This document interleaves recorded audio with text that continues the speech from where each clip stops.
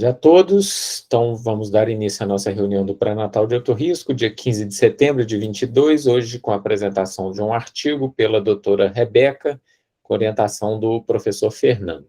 Então, Rebeca, pode começar a sua apresentação. Boa tarde a todo mundo, meu nome é Rebeca, eu sou R1 da ginecologia obstetrícia do HC. Hoje eu vou apresentar um artigo sobre a orientação do Fernando. É um artigo que ele vai comparar critérios glicêmicos mais baixos e critérios glicêmicos mais altos no diagnóstico de diabetes gestacional. É um artigo que foi publicado na New England. Ele é a principal autora é a Caroline Crowther, que é uma médica fetal da Nova Zelândia, que trabalha na Nova Zelândia e na Austrália. O objetivo do estudo era para ver se a detecção do diabetes com valores de referência mais baixos, associado a um tratamento, iam levar a menor morbidade, tanto da mãe quanto do RN, em relação a um diabetes gestacional com valores de referência mais altos. A gente sabe que o diabetes é um problema muito importante, com impactos tanto perinatais, intraparto, pré-parto e pós-parto, tanto para a mãe quanto para o RN. A gente tem associado a uma alta taxa de indução, cesarianas, pré-eclâmpsia, fetos GIG, suas morbidades e aquelas complicações associadas ao parto de fetos muito grandes, tanto para a mãe quanto para a criança. O estudo ele foi feito em 2 cidades, com atenção primária e terciária, na região de Auckland. Eles reforçam a qualidade do estudo, que foi feito por um comitê independente, sem conflito de interesse ou interferência financeira nos estudos. As participantes eram gestantes com feto único, que tinham realizado um TOTG entre 24 a 32 semanas. Se fossem gemelares, se tivesse um DMG prévio ou um diabetes mellitus prévio, as pacientes eram excluídas do estudo. Foi um estudo randomizado, duplo cego, eles usaram um sistema computadorizado para fazer a divisão, com critérios clínicos, para essa divisão ficar o mais homogênea possível. Então, aquelas pacientes que tinham resultados de TOTG normal, elas eram encaminhadas para o pré-natal habitual, e aquelas que tinham diagnóstico de DMG dentro do seu valor de referência do seu grupo, elas eram introduzidas no tratamento com dieta, mapa glicêmico e medicamento se necessário. Então, aqui, as características das participantes do estudo, é só para ilustrar como foi feita a randomização, que a gente pode ver que os valores do grupo com baixo critério e de alto critério, em cada um das características maternas, foi muito semelhante. Então, o objetivo dessa tabela é mostrar que a randomização foi bem feita. Eles pegaram 5.662 gestantes, eles tiraram aquelas que não eram elegíveis, e dividiram elas em 2 grupos, no de baixo critério e de alto critério, e aí eles colocam nesse fluxograma as perdas que eles tiveram nos estudos, seja por perda de segmento ou por óbito dos fetos, mas no final teve um N bem significativo. A gente vai ter, então, os critérios. O critério mais baixo vai ser uma glicemia de jejum de 92, o de 1 hora após dextrosol de 180 e 2 horas de 153. E no critério mais alto, vai ser uma glicemia de jejum de 99 e 2 horas de 162. E o que a gente vê mais aqui, né, é o uso do critério mais baixo, que a gente já diagnostica com esses valores de 92, 180 e 153. O estudo, ele avaliava o desfecho primário principal, que era um RN-GIG com percentil de peso maior que 90, também avaliava os desfechos secundários, tanto para o RN quanto para a mãe. Então, para o RN, eles vão avaliar critérios, medidas de peso, circunferência craniana, traumas no momento do parto, distócia, ápica, necessidade de internação em CTI, se teve icterícia, sepsis, vários critérios. E para a mãe, eles avaliaram a necessidade de indução do trabalho de parto, pré-eclâmpsia, ganho de peso, e uma coisa que eles destacam muito no estudo é o uso de serviços de saúde pela mãe, e principalmente pela mãe, mas também pelo RN no pós-parto. Eles fazem uma análise estatística, eles assumem uma perda de 10%, eles usam um intervalo de confiança de 95%, e dessas 4.158 mulheres de julgamento, eles queriam um julgamento de 90% de poder para detectar essa diferença absoluta entre os grupos que fosse relativamente, estatisticamente relevante. E eles também fizeram uma análise de um subgrupo nesse estudo, que eu não vou dar muito foco, que foi como se fosse um pequeno estudo paralelo a ele, entre as mulheres que teriam recebido ou não um diagnóstico de diabetes gestacional se elas estivessem inseridas pela randomização no outro grupo. E eles analisaram se o tratamento para diabetes faria diferença ou não para elas. E o resultado do estudo foi que as pacientes com critérios mais baixos tiveram uma taxa de desfecho primário de 8,8%, e aquelas pacientes com critérios altos tiveram 8,9%. Então, usando o intervalo de confiança, o risco de ser GIG foi similar nos dois grupos. Dos critérios secundários, aqui a gente tem uma tabela dos desfechos secundários no bebê. Então, a gente vê aqui o grupo de critério baixo, de critério alto, e a gente vê que os critérios, o resultado da análise é muito semelhante dos dois grupos. E a gente não vai ter, estatisticamente, nenhuma diferença significativa entre aquelas pacientes que tiveram diagnóstico com menor critério ou com alto critério. Aí aqui é a continuação da tabela, que a gente pode ver que os valores seguem muito próximos entre os dois grupos. Então, eles falam que o trabalho de parto termo ou pré-termo é muito similar, mas que naqueles bebês que tiveram as mães diagnosticadas com critérios mais baixos, os RNs eram inseridos naqueles protocolos hospitalares de acompanhamento de glicemia no pós-parto, então era mais hipoglicemia detectada e eram mais tratados também. E o uso de serviços de saúde foi similar para o RN. Aqui a gente tem o desfecho materno, então os desfechos secundários, a gente pode ver que acontece a mesma coisa. Os resultados vão ser muito semelhantes no grupo de baixo critério e de alto critério. E aí, para a mãe, a gente sabe que a gente vai induzir mais essas mães que estão inseridas no grupo de critério mais baixo, porque elas vão ser inseridas naquelas tabelas, né, de indução mais precoces. A gente trata mais com remédio as pacientes com critério mais baixo, e essas pacientes, elas também vão usar mais o serviço de saúde, porque a gente pode ver isso no nosso serviço, inclusive, que essas pacientes que têm um diagnóstico de DMG, elas são encaminhadas para o pré-natal de alto risco, muitas vezes fazem acompanhamento com endocrinologista, elas têm um retorno mais rápido, elas vão necessitar de maior atendimento ambulatorial ou hospitalar, sendo de internação para controle glicêmico, sendo de consulta ambulatorial. Então, são pacientes que vão demandar muito mais do sistema de saúde quando com critério mais baixo. E o restante das análises foi similar nos efeitos secundários na mãe. Então, a discussão do artigo é que quando a paciente tem um critério mais baixo de diagnóstico, ela tem 2,5 vezes mais chances de ter o diagnóstico e o tratamento, mas isso não apresentou nenhum benefício de saúde, tanto para o bebê quanto para a mãe. Mas elas só usaram mais o serviço de saúde. Mas mesmo esse uso de serviço de saúde maior não impactou no desfecho final dos RNs. Então, elas eram encaminhadas mais, elas eram acompanhadas mais, mas isso não mudou no desfecho dela. E a gente não teve diferença estatística no número de GIGs. A gente só teve essa diferença do acompanhamento da glicemia pós-parto, e ele frisa no artigo que já é sabido que os bebês que são expostos à hipoglicemia no pós-parto, eles têm um atraso do neurodesenvolvimento, mas eles falam que é importante ter mais estudos para analisar a consequência a longo prazo dessa hipoglicemia e se realmente essa hipoglicemia pós-parto vai ter alguma interferência no desenvolvimento dessa criança, se esses valores de critérios baixos e altos são suficientes para gerar uma hipoglicemia e gerar um atraso de neurodesenvolvimento. Ele também destaca que o risco de pré-eclâmpsia foi igual nos dois grupos. Eu coloquei aqui os protocolos da Prefeitura de Belo Horizonte e do HC para a gente comparar. Hoje, da PBH, a gente tem uma glicemia de jejum na primeira consulta menor que 92. A gente já encaminha essa paciente, a gente já passa para o teste de TOTG com 24 a 28 semanas, o que já é diferente do que ele aborda no artigo, que ele coloca de 24 a 32 semanas. Se a gente tem de 92 a 125, a gente repete o exame, ele mantendo entre 92 e 125 tem o diagnóstico e encaminha para o pré-natal de alto risco. Se maior que 126, é um diagnóstico de DM prévio. E a gente também encaminha para o pré-natal de alto na segunda trimestre da gravidez, que a gente faz o TOTG, qualquer valor alterado de jejum maior que 92, de 1 hora maior que 180 ou 2 horas maior que 153, já é um diagnóstico de diabetes gestacional e está indicada o encaminhamento dessa paciente para o pré-natal de alto risco.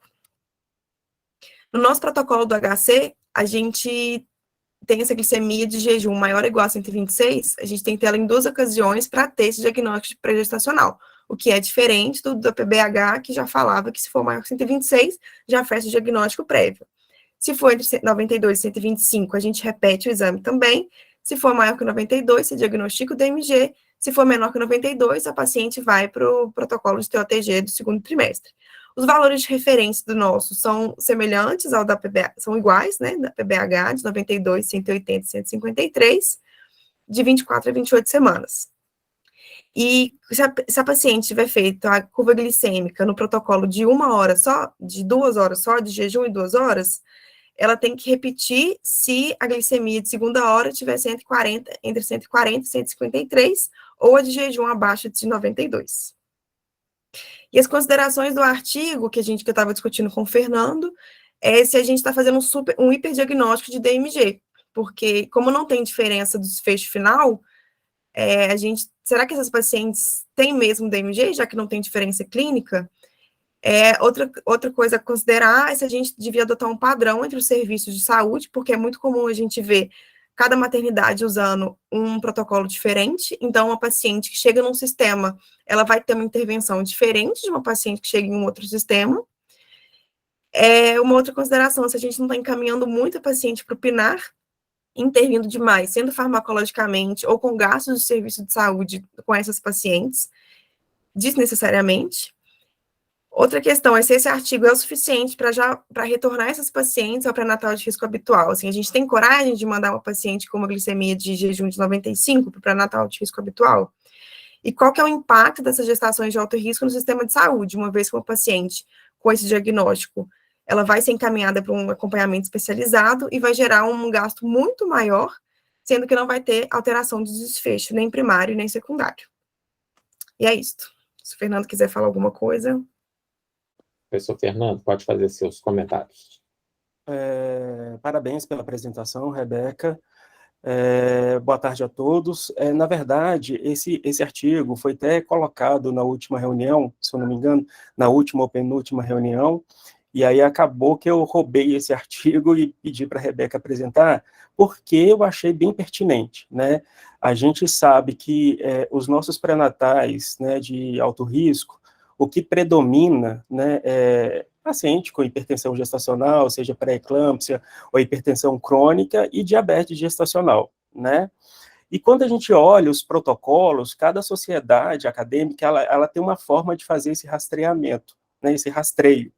E assim, isso gera uma confusão para quem está lá na assistência, né? A gente pega, por exemplo, o protocolo do Ministério da Saúde, ele dá 2 opções, né, para aquele município que é rico, que tem condições financeiras, e aquele que não tem condição nenhuma, né, e como eu já estive na gestão, né, da Secretaria Municipal de Saúde, e eu fico pensando quão complexo é você possibilitar falar a mesma língua do Oiapoque ao Chuí, né, porque a gente está falando daquele município lá do Acre, e daquele município, sei lá, São Paulo, que digamos assim, que é um pouco mais rico, bem mais rico, né, e que tem recurso, melhor recurso, né.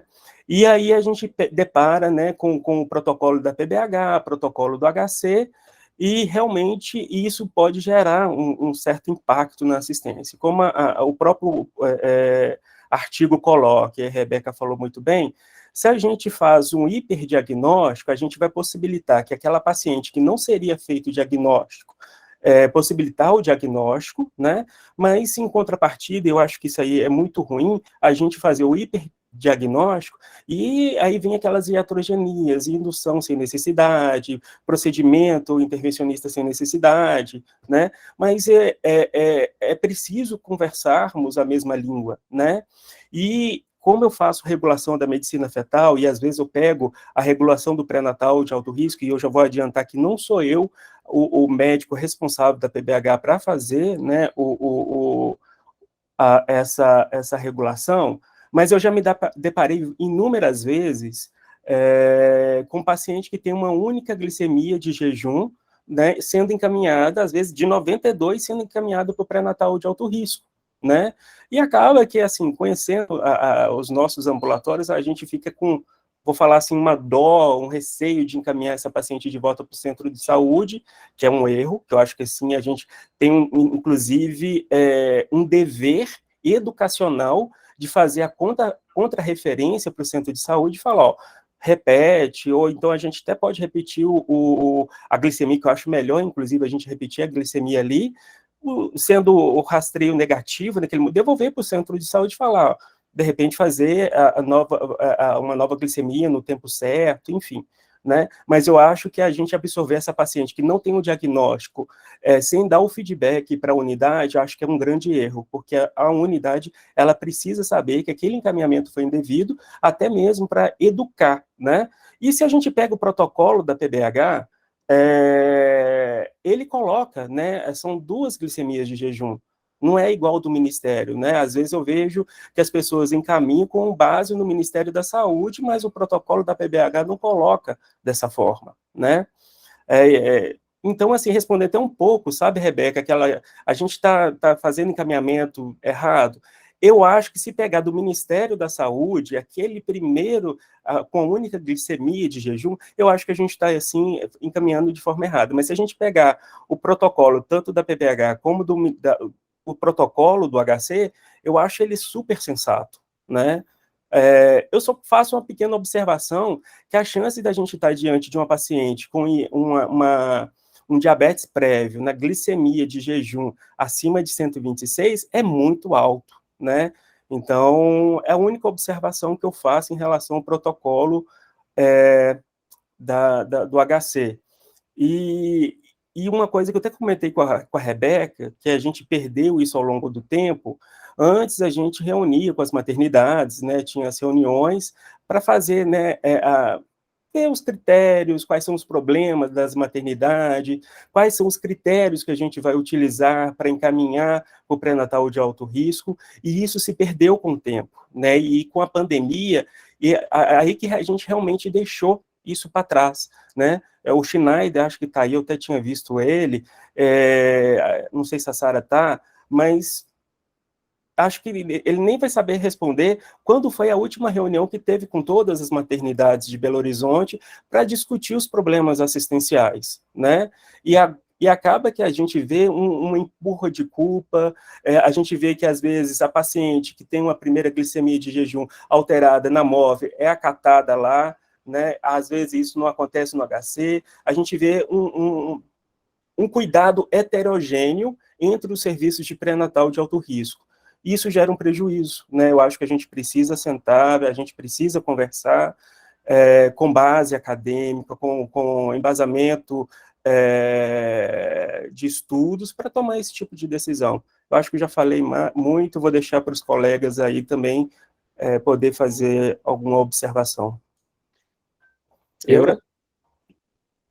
Sim, muito oportuna essa discussão. Parabéns, Rebeca e Fernando, né, pela escolha do artigo. A gente recebe realmente no PINAR vários casos, as meninas devem estar aí, né, que estão comigo lá no PINAR, e muitos casos que vêm com uma glicemia de jejum só, e às vezes dificulta até para a gente repetir, porque a paciente já vem, às vezes, com dieta, né? Então, você quer repetir, a paciente já está com dieta, fica aquela quadro falseado, né? Fica realmente muito complicado para a gente essa situação.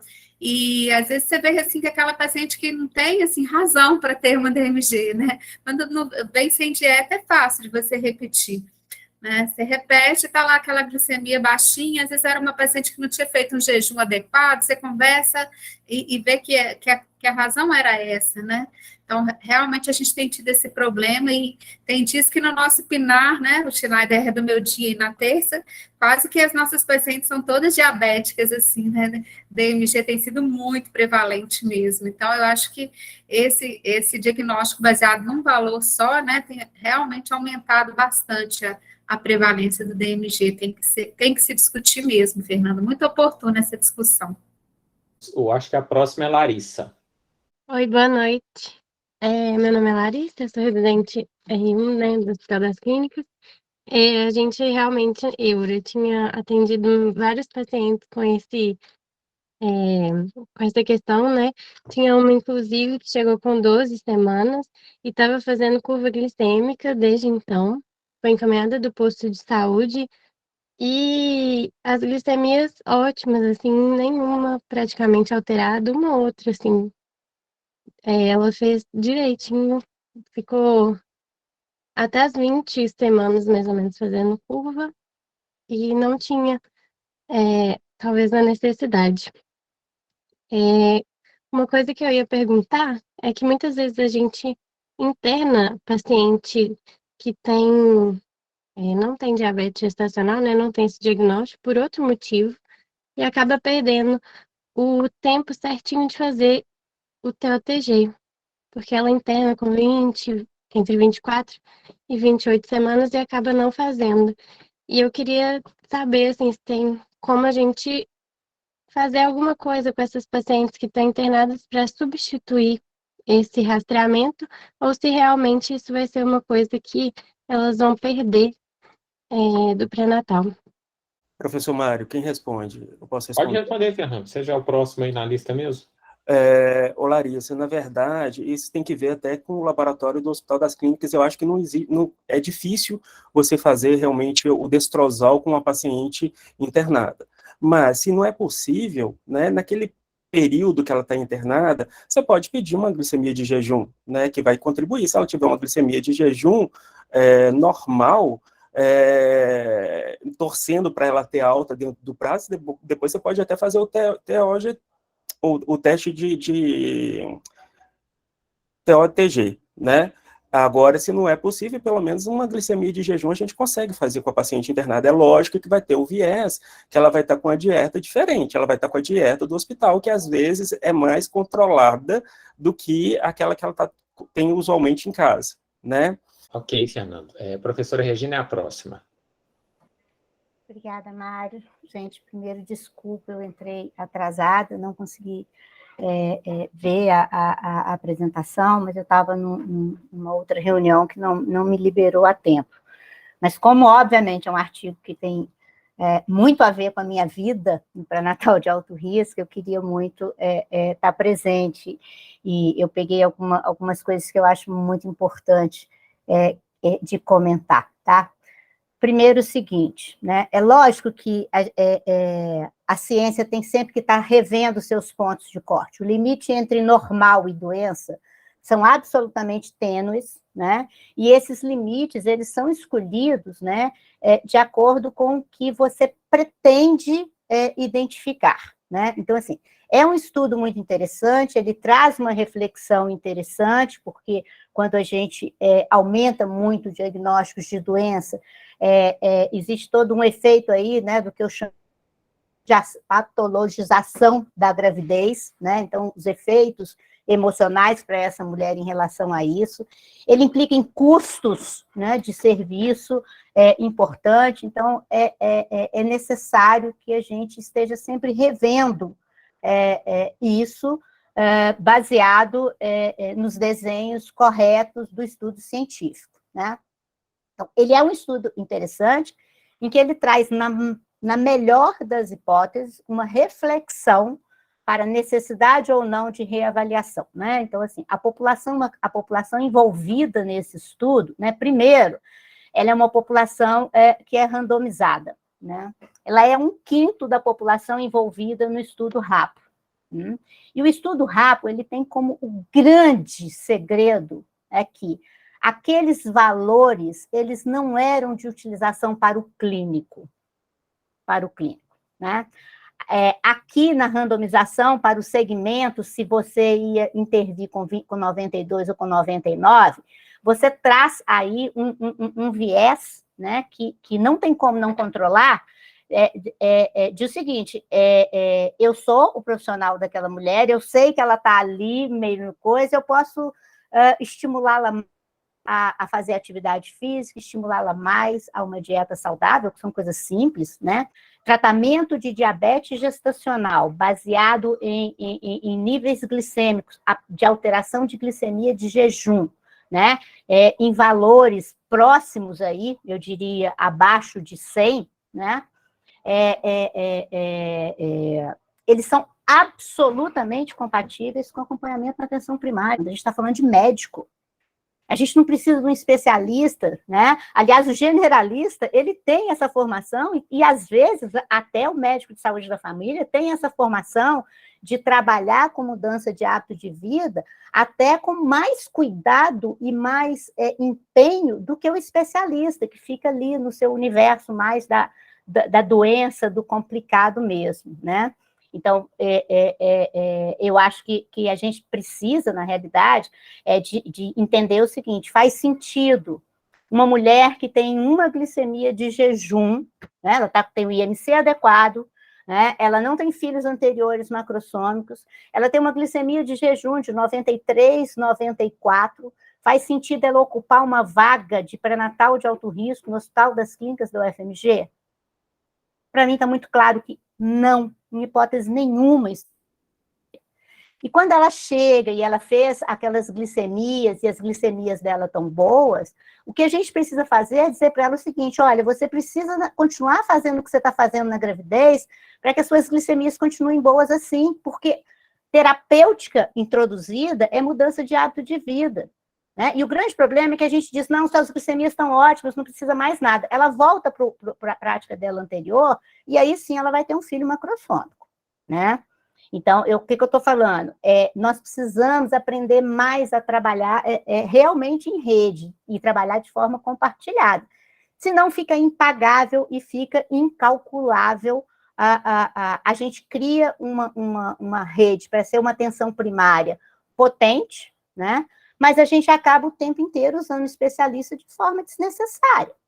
Né? E na atenção primária, né, prevê-se o médico generalista que tem plena capacidade, se não tem, o problema está na formação dele, para resolver isso. Então, eu não acho que essas mulheres deveriam estar no pré-natal de alto risco. Nós trabalhamos, por exemplo, em algumas áreas do Estado atualmente, com atenção especializada, em que a gente separa o grupo que vai e o grupo que não vai, e os resultados estão sendo muito tranquilos, os encaminhamentos, né? Aí, na hora que ele detecta lá, né? Porque o glicosímetro e a fita, ela vai ter que pegar no centro de saúde, não é no alto risco. Então, ele tem que ter condição de fazer a curva dela, porque é a atenção primária que tem que fornecer o mapa glicêmico para ela, né?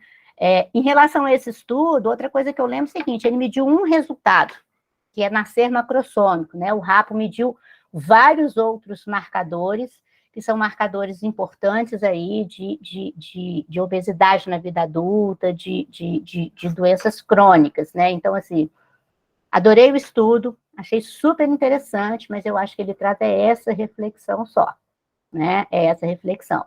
E o que eu acho que a gente precisa fazer é que nós precisamos redesenhar os nossos processos assistenciais, né? Eventualmente, uma mulher que venha com essa glicemia de jejum e essa curva, né, que comentou a residente aí que chegou, né? Por que não qual o problema, né, de compartilhar esse pré-natal com atenção primária? E essa mulher precisa vir, talvez, mais uma consulta com 32 semanas aqui no HC, né? Mas não, aí a gente faz o quê? Fica com essa gravidez inteira, ela gastando o ônibus dela, perdendo dia de serviço, todos esses agravos que a gente tem aí. Então, eu acho que a gente precisa melhorar na nossa forma de dar assistência, né? E só uma outra coisa, que eu acho que foi uma ponderação muito importante, o que fazer quando uma gestante está na fase ideal de fazer o teste de tolerância oral à glicose e ela está internada? De novo, organização de serviço, gente. Então, nós precisamos sentar com o laboratório e dizer: existe impedimento dela fazer aqui na enfermaria? Se existir um impedimento absurdo do laboratório, o nosso laboratório é do lado do hospital. Não tem nenhum impedimento de que o exame dela seja agendado, que a técnica de enfermagem desça com ela, vá no laboratório, ela faça o exame e ela volte para a enfermaria, a não ser que ela esteja em condições críticas, obviamente, né? Mas, de novo, organização de serviço, né? É muito maluco a gente imaginar que... Por que ela não fez o exame no momento ideal? Não, porque ela estava internada, né? É como se, quer dizer, as instituições hospitalares não conseguem fazer aquilo que é para ser feito de básico na assistência pré-natal, né? Então, é a questão de como que nós organizamos os nossos fluxos assistenciais, pensando aí não só, obviamente, no que nós somos capazes de resolver, na estrutura que nós temos, né, mas o como que a nossa estrutura impacta, né, no sistema, porque a gente fica muito preso, às vezes, ao nosso universo muito pequeno, e não vê o impacto que isso traz no sistema de saúde na vida das pessoas, né?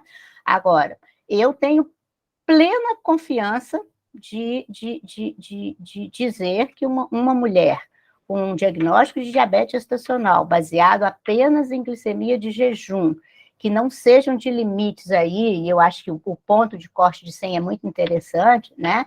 Ela não tem por que ir por uma referência de alto risco, principalmente nos grandes centros,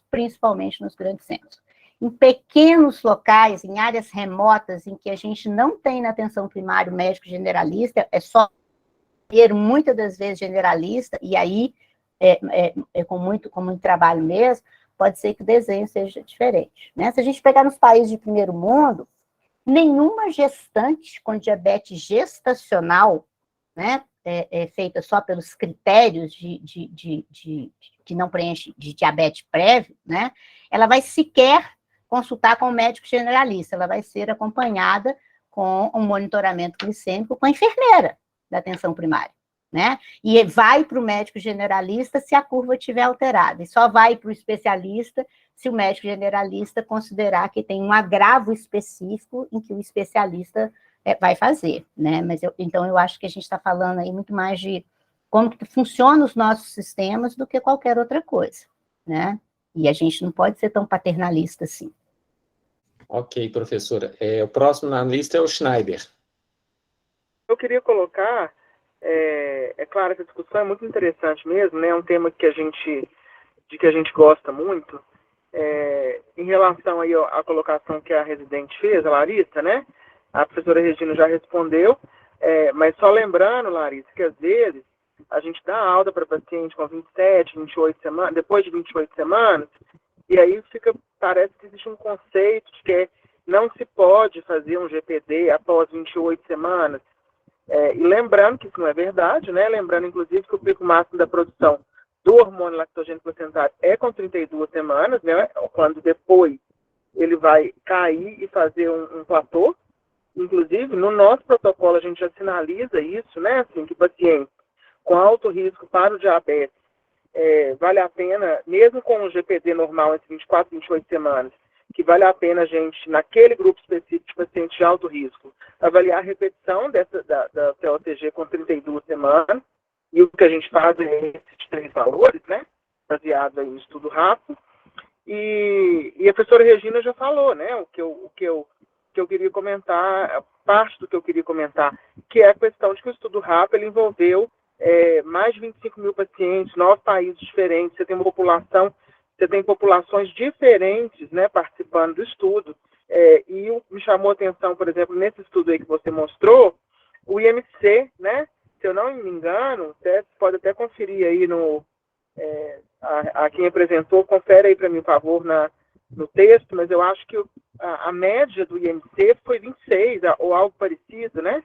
Então, assim, eu acho que você concluir num grupo de gestantes em que a média de IMC foi 26, que você pegar o limite de corte aí e aumentar um pouco o limite de corte não vai alterar desfecho neonatal, é diferente de você falar a mesma coisa numa população que você tem, às vezes, muitas pacientes com IMC maior que 30, né, que é uma realidade que a gente vê da nossa população, né, mesmo.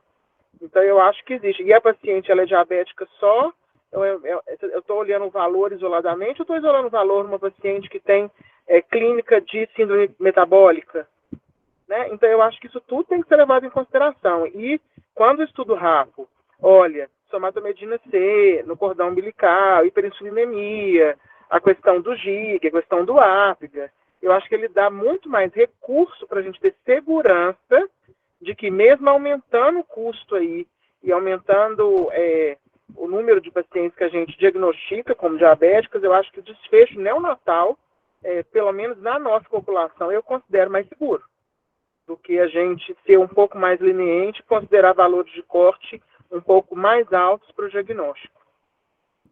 Era isso que eu queria falar. Obrigado, Schneider. Clóvis, levantou a mão também? Então, só para complementar a questão da questão do pré-natal, acho que a gente resolve isso com fluxograma, né? Então, desenhando no mapinha como é que faz e para onde chega, a gente consegue tirar essas deficiências que a gente encontra no posto de saúde. Em relação à pergunta da residente, a gente tem que lembrar que muitas vezes a glicemia de jejum não vai refletir um diabetes gestacional, que é justamente na sobrecarga que a gente tem a manifestação da doença, né? Nas questões iniciais, né? Então a gente teria que ter uma glicemia de jejum, uma glicemia pós-prandial e uma glicohemoglobina, como a gente faz, por exemplo, na paciente que tem dumping, né? Que a gente não vai fazer o teste, né? Então faz glicemia de jejum, pós-prandial e glicohemoglobina, estando normais, a gente pode ficar mais tranquilo. É isso. Ok. Realmente hoje foi uma discussão bem produtiva. É um assunto que motiva muita gente, porque realmente, como foi comentado aí, é um dos maiores grupos que a gente tem no pré-natal de alto risco, né? Junto com a hipertensão, as diabéticas gestacionais são o grande grupo de pacientes que a gente tem, e realmente, depois que a gente adotou os critérios do estudo RAPO, dobrou até mais um pouco o número de pacientes com diabetes, né? Que na época, eu lembro que a discussão que a gente fez em cima do estudo RAPO era isso, se valeria a pena a gente adotar um critério, que era um critério mais rigoroso, né, correndo o risco de a gente aumentar o número de pacientes que iam utilizar o sistema de saúde, um sistema de referenciamento de pré-natal de alto risco, ou se valeria a pena a gente manter o critério anterior, que a gente usava o critério da COG, né, a gente sempre usou aquele modelo de dois tempos, né? Primeiro 50 gramas de destrozol, depois os 100 gramas de destrozol. A gente já passou desse modelo direto para o RAPO. Se não me engano, a gente não teve um que a gente adotou da Organização Mundial de Saúde, acho que não. Mas, de qualquer forma, o número de pacientes aumentou. Foi isso mesmo, Hã? Foi isso mesmo. Foi, né? A gente passou de um direto para o outro. A discussão na época era o seguinte, o falso positivo, nesse caso, aumentar o número de diagnóstico, mesmo que a paciente não tivesse o diabetes gestacional, ele não seria tão importante, porque o falso positivo ia implicar em deixar a paciente com uma dieta mais saudável. E a dieta mais saudável, teoricamente, é bom para todo mundo. Mas tem o outro lado, que a paciente, além da dieta saudável, ela vai ter que fazer a glicemia de jejum, vai fazer a medida da glicose, o mapa glicêmico, vai acabar tendo que furar o dedo várias vezes, e vai acabar utilizando mais recursos do sistema de saúde. Realmente, o posto tem que fornecer as lancetas, as fitas, o aparelho e a nossa hora médico, né, de profissional. Então, é uma escolha que é o sistema de saúde que tem que fazer, né? Lógico que a gente pode aconselhar e opinar, mas qual que é a opção? É ter mais diagnóstico, aumentar a sensibilidade do teste, ou aumentar a especificidade do teste e encaminhar só os pacientes mais graves. O que esse estudo da doutora Crowder, Rebeca, que é uma super pesquisadora, você não pode falar que ela é simplesmente uma médica que atende na Nova Zelândia, ela é uma das pessoas que mais organiza trial, ela tem várias revisões na Cochrane, é uma super pesquisadora, então ela é muito capaz de organizar esses estudos. Eu acho que o que o estudo dela acrescenta para nós é que realmente essas pacientes que estão ali no limiar, talvez a gente não precise ficar tão preocupado com ela, a gente vai fazer um acompanhamento mais tranquilo, que talvez possa ser feito no posto de saúde, Fernando. Isso é uma coisa de organização do sistema de saúde. Na nossa prática, a gente acompanha essas pacientes no pré-natal de alto risco, se elas estão bem, se está precisando, se não estão bem, a gente acaba encaminhando para que foi uma discussão também com a endocrinologia, que eles não iriam olhar todas. Antes, eles olhavam todas. Depois que a gente adotou esse novo critério, a gente só encaminha para endócrino as pacientes que estão precisando de insulina. A gente faz esse acompanhamento básico, inicialmente, com a glicemia, com as medidas da glicose, e só encaminha para endócrino as que precisam realmente de um especialista, vamos dizer assim. Eu acho que é uma discussão muito ampla. Falando só um pouco sobre o estudo RAPO também, o estudo RAPO, a diferença dele, além dele ser muito maior, né, o que eles fizeram? Eles não revelavam para o médico qual que era o valor da glicose, a não ser que a glicose de jejum tivesse maior do que 105 e a glicose aleatória maior que 200. Ou a glicose pós-prandial, pós-destrozol maior que 200. Então, eles usaram um critério mais folgado até que o da Caroline Crowder aí. Então, se estava abaixo de 200 e abaixo de 105, a paciente é pré-natal normal. E aí dividiram essas pacientes em faixas e viram que, segundo a faixa da glicose, aumentava o número de complicação e escolheram o ponto de corte de 1,75 vezes o risco maior de complicação, 75% a mais de complicação, que são esses valores que a gente adotou, né, que foram os valores que foram adotados depois pela maioria das pessoas. Então, eles fizeram um estudo mais abrangente e estabeleceram esse ponto de corte, mas, se não me engano, na discussão deles mesmos, eles falam que esse ponto de corte foi os pontos que eles acharam que seria ideal, mas que a gente poderia trabalhar com pontos de corte diferentes. Em vez de 1,75, poderia trabalhar com 2, com 2,5, que aí implicaria em usar, talvez, valores mais altos, como esse que a Caroline Crowder adotou. Então, isso tudo é um motivo para uma discussão mais ampla, mas, de qualquer forma, eu gosto de ver que é um assunto que ainda desperta muitas paixões e deixou todo mundo motivado. Muito tempo que a gente não tinha uma discussão dessa. Então, Fernando, parabéns pela escolha do artigo. A gente mandou ele no grupo do pré-natal de alto risco, só no grupo de WhatsApp, ele não tinha chegado a ser discutido, não. Então, a reunião de hoje eu considero foi ótima, muito boa, com muita participação, né? Semana que vem a gente vai ter uma reunião com apresentação de caso clínico, e gostaria que todos se manifestassem assim, tão veementemente também nessa próxima reunião. Como o horário já está avançado, eu vou encerrar. Obrigado pela participação de todos, até semana que vem.